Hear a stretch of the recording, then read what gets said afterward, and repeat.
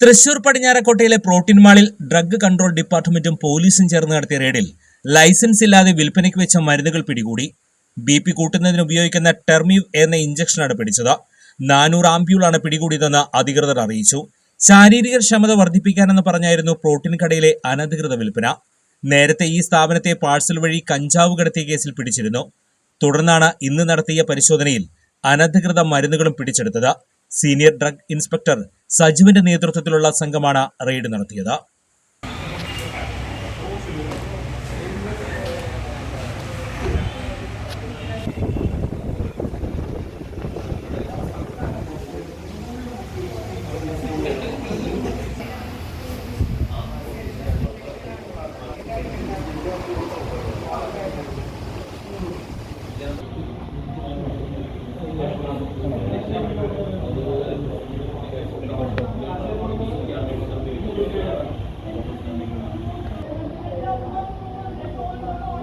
ഒരു പാക്കറ്റോടെ പോയി